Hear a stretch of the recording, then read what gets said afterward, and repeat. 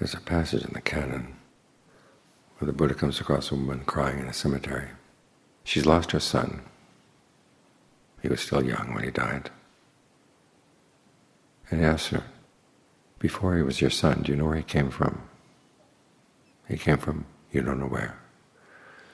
Now that he's gone, where has he gone? You don't know where.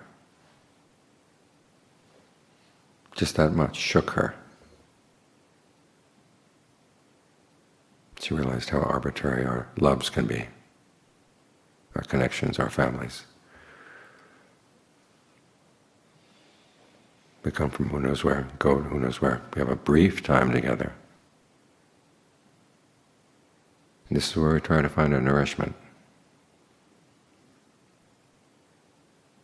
It's an aspect of our relationships we don't like to think about, but we do internalize the people we love. In other words, we feed on them. They become a part of us. And then it's all ripped away.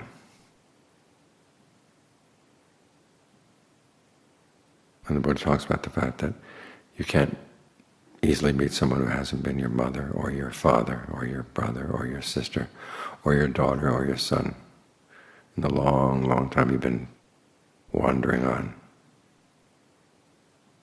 He's not saying it to get sentimental about everybody else. He says, when you think about this, it's enough to give you a strong sense of samvega and want to find release. And even before we're separated by death, there are a lot of times when relationships just die. Someone you've been feeding off of suddenly doesn't know how to play by the rules of the game, because most of our feeding is mutual. You tell your friends, you tell your loved ones, essentially, I'll let you feed off me if you let me feed off you. And as long as everybody feeds politely,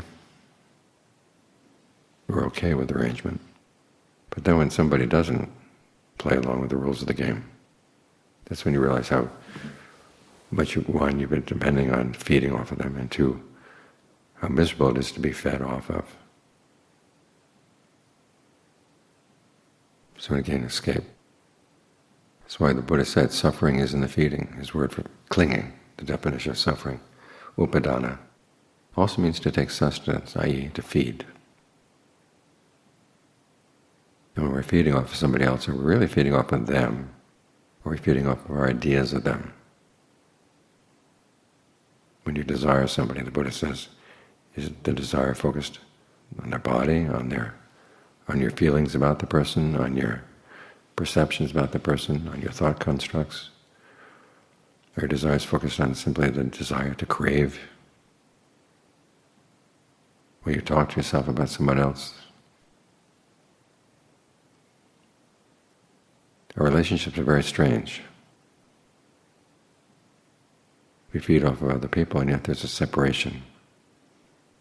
There's a famous German philosopher who once said that the world is made up of monads. By that he meant these little beings that really know nobody else but themselves. They have their own inner world, and nobody else can know anybody else's inner world. And these are the people that we're trying to find sustenance from. Because think about it.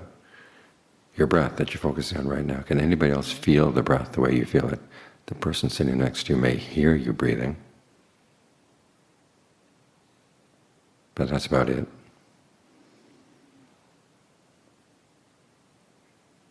Of course, if it's really loud, you should tone it down a bit. But your sense of the breath is yours.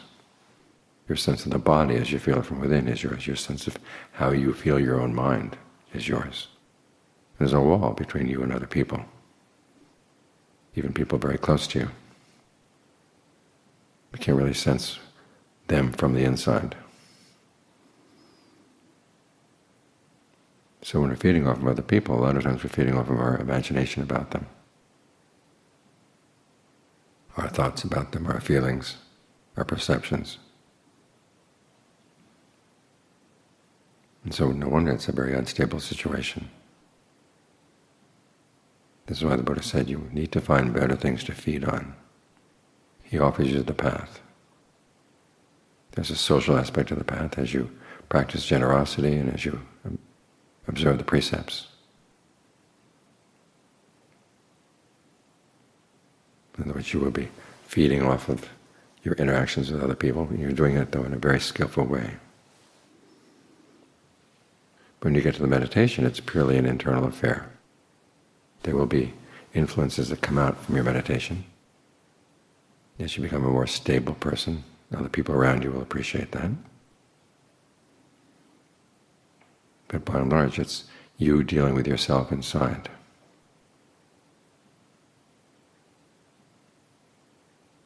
If you're not able to do this, remember the Buddha's other image, talking about how all the water in the oceans is less than the amount of tears that you've shed over separation. Even the best relationships have to end, and then we go our separate ways, not knowing who's going where. And is that where you want to find your sustenance, in that ocean of tears?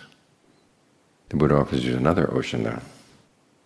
He says that when you get awakening, you end your hunger, not because you've suppressed it, not because you've denied it, but because you found something so totally satisfactory that you have no need for anything else, no need further to feed.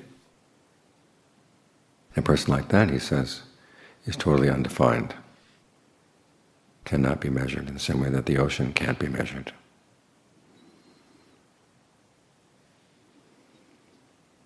And that's total freedom. That may sound lonely to us, especially if we're used to finding our most satisfying food in relationships. But then when you realize that relationships are so arbitrary and so ephemeral, you walk down the street, you walk past someone who may have been your mother in a previous lifetime, and there's no interaction at all.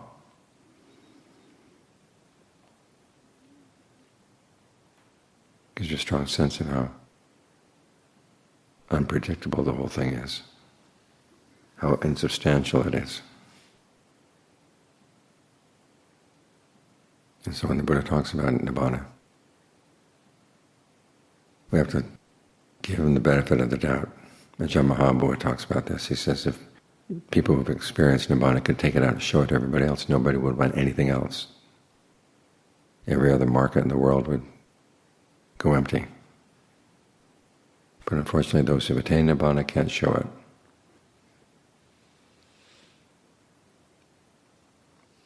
But they all say with the same voice that this is the ultimate happiness. And it's totally satisfactory. Nothing is lacking. So try to take the Buddha at his word. And when you realize that there is the possibility of this happiness, then the fact that our relationships with one another come and go, end so easily, doesn't weigh so heavily on the mind or on the heart. This is what we are training here, both heart and mind. In Pali, the word citta covers both. So then to get your head around the idea that dispassion really is a good thing. Get your heart around the idea that dispassion is a good thing. And you'll be heading in the right direction.